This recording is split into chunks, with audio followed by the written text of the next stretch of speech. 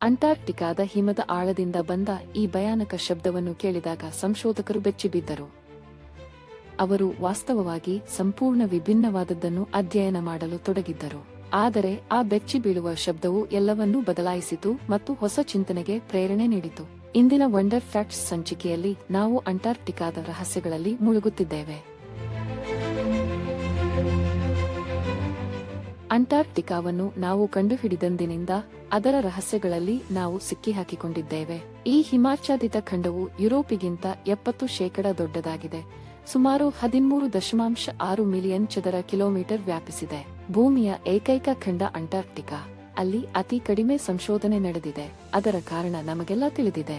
ಅಂಟಾರ್ಕ್ಟಿಕಾದ ತೀವ್ರ ಪರಿಸ್ಥಿತಿಗಳು ಅನ್ವೇಷಣೆಯನ್ನು ಅತ್ಯಂತ ಕಷ್ಟ ಮಾಡುತ್ತವೆ. ನಾವು ಜಗತ್ತಿನಾದ್ಯಂತದ ಹಿಮವನ್ನು ವಿಶಾಲ ಹಿಮನದಿಗಳಿಂದ ಹಿಮ ಮುಚ್ಚಿದ ಪರ್ವತಗಳವರೆಗೆ ಸಂಗ್ರಹಿಸಿದರೂ ಅದು ಅಂಟಾರ್ಕ್ಟಿಕಾದ ಹಿಮದ ಕೇವಲ 10% ಮಾತ್ರ. ಈಗ ನೀವು ಅಂಟಾರ್ಕ್ಟಿಕಾದ ಹಿಮಪತ್ರ ಎಷ್ಟು ಅತಿಯಾದ ದೊಡ್ಡದಾಗಿದೆ ಎಂದು ಕಲ್ಪಿಸಬಹುದು. ಕಳೆದ ಹಲವಾರು ಮಿಲಿಯನ್ ವರ್ಷಗಳಿಂದ ಇಲ್ಲಿ ಹಿಮವು ನಿರಂತರವಾಗಿ ಕೂಡುತ್ತಿದೆ ಮತ್ತು ಅನೇಕ ಸ್ಥಳಗಳಲ್ಲಿ ಇದು 4.7 ಕಿಲೋಮೀಟರ್ ಆಳದಲ್ಲಿದೆ. ಅದು 5 ಬುರ್ಜ್ ಖಲೀಫಾಗಳನ್ನು ಒಂದರ ಮೇಲೊಂದು ಕಟ್ಟಲು ಸಾಕಷ್ಟು ಆಳವಾಗಿದೆ, ಆದರೂ ಮೇಲ್ಮೈ ತಲುಪುವುದಿಲ್ಲ. ವರ್ಷಗಳ ಕಾಲ ಹಿಮದಲ್ಲಿ ಹೂತಿಟ್ಟಿದ್ದ ಅನೇಕ ರಹಸ್ಯಗಳು ಬೆಳಕಿಗೆ ಬಂದಿವೆ. ಇಂದಿಗೂ ಸಂಶೋಧಕರು ಅಂಟಾರ್ಕ್ಟಿಕಾದ ರಹಸ್ಯಗಳನ್ನು ಬಯಲಿಗೆಳೆಯಲು ತಮ್ಮ ಜೀವವನ್ನು ಪಣಕ್ಕಿಡುತ್ತಾರೆ. ಮತ್ತು ಈ ವಿಡಿಯೋದಲ್ಲಿ ನಾವು ಆ ಆಕರ್ಷಕವಾದ 4 ಆವಿಷ್ಕಾರಗಳನ್ನು ಬಹಿರಂಗಪಡಿಸುತ್ತಿದ್ದೇವೆ. ಸಂಖ್ಯೆ 4, ಪಿರಮಿಡ್.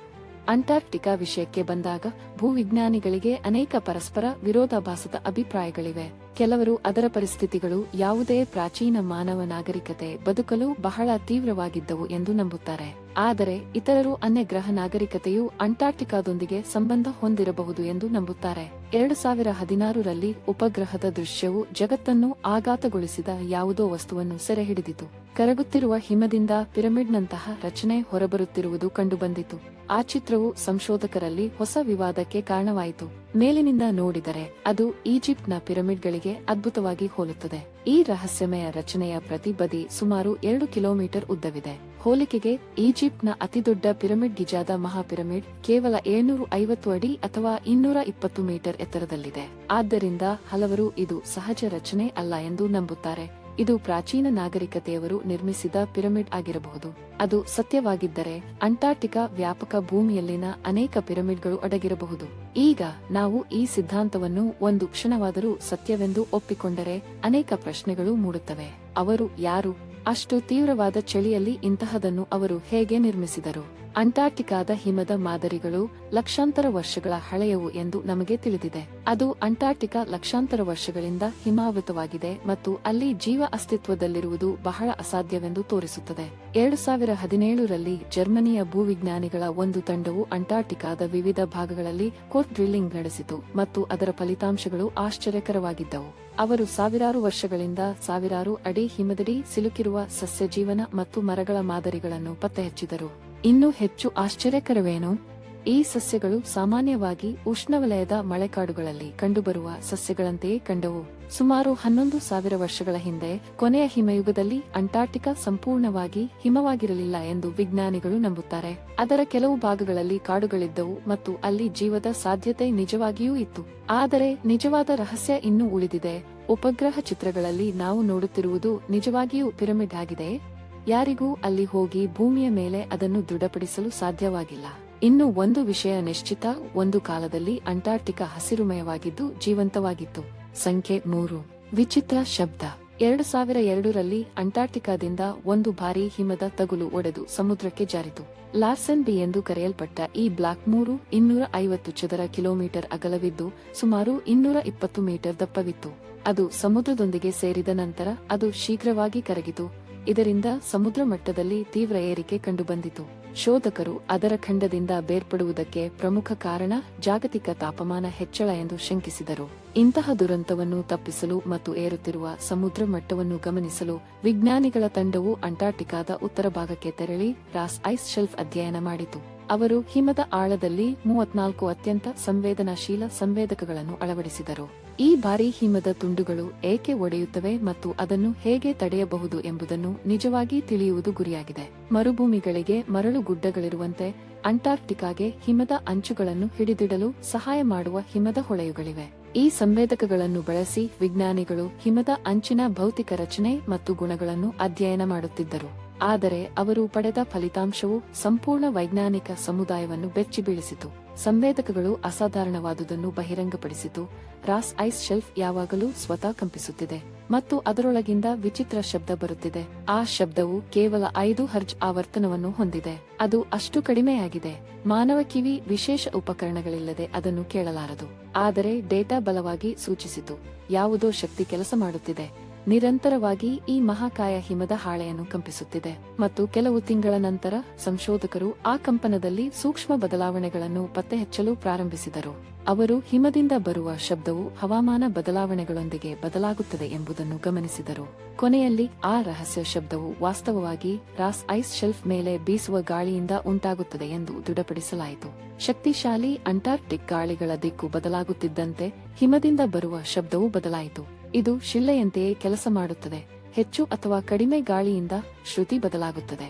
ಇಂದು ಸಂಶೋಧಕರು ಈ ಶಬ್ದಗಳನ್ನು ಬಳಸಿಕೊಂಡು ಹಿಮದ ಶೆಲ್ಫ್ ಒಳಗೆ ಏನಾಗುತ್ತಿದೆ ಎಂಬುದನ್ನು ಗಮನಿಸುತ್ತಾರೆ. ಅದು ಎಷ್ಟು ಸ್ಥಿರವಾಗಿದೆ ಮತ್ತು ಅದು ಇನ್ನೂ ಮುಖ್ಯ ಭಾಗಕ್ಕೆ ಜೋಡಿಸಲಾಗಿದೆ ಎಂಬುದನ್ನು ಪರಿಶೀಲಿಸುತ್ತಾರೆ. ಸಂಖ್ಯೆ 2. ಐಸ್ ಸರೋವರದ ಕೆಳಗೆ. ಅಂಟಾರ್ಕ್ಟಿಕಾದ ಹಿಮದ ಹಾಳೆ ಇಷ್ಟು ಆಳವಾಗಿದ್ದು ಮತ್ತು ದಪ್ಪವಾಗಿದ್ದು ಅದರ ಕೆಳಗೆ ಏನಾದರೂ ಇದೆ ಎಂದು ಕಲ್ಪಿಸಿಕೊಳ್ಳುವುದು ಬಹಳ ಕಷ್ಟ.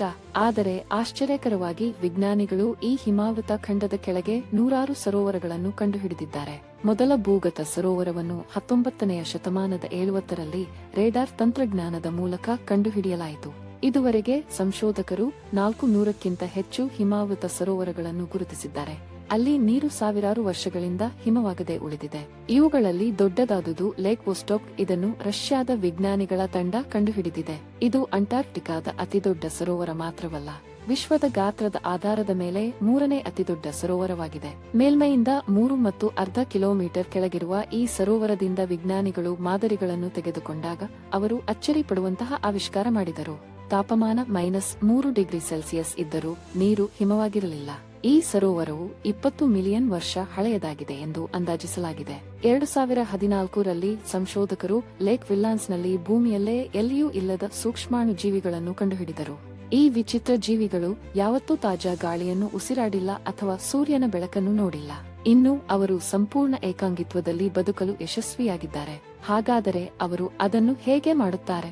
ತಜ್ಞರ ಪ್ರಕಾರ ಅವರ ಮುಖ್ಯ ಶಕ್ತಿಯ ಮೂಲ ಸರೋವರದ ಕೆಳಭಾಗದಿಂದ ಹೊರಹೊಮ್ಮುವ ಮೀಥೇನ್ ಅನಿಲವಾಗಿದೆ. ಸಂಖ್ಯೆ 1. ಮೌಂಟ್ ಎರೇಬಸ್. ಭೂಮಿಯ ಅತ್ಯಂತ ಚಳಿಯ ಸ್ಥಳದಲ್ಲಿ ಬೆಂಕಿ ಇರುವುದು ಸಾಧ್ಯವೇ? ಕಲ್ಪನೆಗೂ ಕಷ್ಟ, ಆದರೆ ಇದು ಸತ್ಯ. ಅಂಟಾರ್ಕ್ಟಿಕಾ ಅನೇಕ ಜ್ವಾಲಾಮುಖಿಗಳ ಮನೆ. ರಾಸ್ ದ್ವೀಪದಲ್ಲೇ 4 ಜ್ವಾಲಾಮುಖಿಗಳಿವೆ. ಅವುಗಳಲ್ಲಿ ಒಂದಾದ ಮೌಂಟ್ ಎರೇಬಸ್ ಇನ್ನೂ ಸಕ್ರಿಯವಾಗಿದೆ. 3800 ಮೀಟರ್ ಎತ್ತರದಲ್ಲಿ ನಿಂತಿರುವ ಈ ಜ್ವಾಲಾಮುಖಿ ಕಳೆದ 13 ಮಿಲಿಯನ್ ವರ್ಷಗಳಿಂದ ಲಾವಾದೊಂದಿಗೆ ಕುದಿಯುತ್ತಿದೆ. ಅಂಟಾರ್ಕ್ಟಿಕಾದಲ್ಲಿ ಸಕ್ರಿಯ ಜ್ವಾಲಾಮುಖಿಗಳ ಉಪಸ್ಥಿತಿ ಪ್ರಕೃತಿಯ ಅತ್ಯಂತ ದೊಡ್ಡ ಆಶ್ಚರ್ಯಗಳಲ್ಲಿ ಒಂದಾಗಿದೆ. ಈ ಜ್ವಾಲಾಮುಖಿ ಅಷ್ಟು ದೂರದಲ್ಲಿದೆ ಮತ್ತು ಹವಾಮಾನ ಅಷ್ಟು ಅಪಾಯಕಾರಿಯಾಗಿದೆ. ಅದನ್ನು ತಲುಪುವುದು ಬಹಳಷ್ಟು ಅಸಾಧ್ಯ. ಆದರೆ 2013ರಲ್ಲಿ ವಿಜ್ಞಾನಿಗಳ ಒಂದು ಗುಂಪು ಮೌಂಟ್ ಎರೇಬಸ್ ಶಿಖರವನ್ನು ಯಶಸ್ವಿಯಾಗಿ ತಲುಪಿದ ಮೊದಲಿಗರಾಯಿತು. ಅವರ ಆಶ್ಚರ್ಯಕ್ಕೆ ಅವರು ಜ್ವಾಲಾಮುಖಿಯೊಳಗೆ ಜೀವಂತ ಸೂಕ್ಷ್ಮಾಣುಜೀವಿಗಳನ್ನು ಕಂಡುಹಿಡಿದರು. ಈ ವಿಚಿತ್ರ ಜೀವರೂಪಗಳು ಭೂಮಿಯ ಬೇರೆಡೆ ಇಲ್ಲ, ಅವು ಅಂಟಾರ್ಕ್ಟಿಕಾದಲ್ಲೇ ಮಾತ್ರ ಇವೆ ಎಂದು ನಂಬಲಾಗುತ್ತದೆ. ಈ ವಿಡಿಯೋದಲ್ಲಿ ನೀವು ಅಂಟಾರ್ಕ್ಟಿಕಾದ ಕುರಿತು ಕೆಲವು ಅಚ್ಚರಿಗೊಳಿಸುವ ಸಂಗತಿಗಳನ್ನು ಕಲಿತಿದ್ದೀರಿ ಎಂದು ನಾವು ಭಾವಿಸುತ್ತೇವೆ. ಇದು ಆಸಕ್ತಿದಾಯಕವೆಂದು ಕಂಡಿದ್ದರೆ ನಿಮ್ಮ ಸ್ನೇಹಿತರೊಂದಿಗೆ ಹಂಚಿಕೊಳ್ಳುವುದನ್ನು ಮರೆಯಬೇಡಿ. ಕೆಳಗಿನ ಕಾಮೆಂಟ್ಗಳಲ್ಲಿ ನಿಮ್ಮ ಅಭಿಪ್ರಾಯವನ್ನು ನಮಗೆ ತಿಳಿಸಿ. ಹಾಗೆಯೇ ಇಂತಹ ಇನ್ನಷ್ಟು ವಿಡಿಯೋಗಳನ್ನು ಬಯಸಿದರೆ ನಮ್ಮ ಚಾನೆಲ್ಗೆ ಸಬ್ಸ್ಕ್ರೈಬ್ ಮಾಡುವುದು ಮರೆಯಬೇಡಿ. ವಿಡಿಯೋ ವೀಕ್ಷಿಸಿದ್ದಕ್ಕಾಗಿ ಧನ್ಯವಾದಗಳು.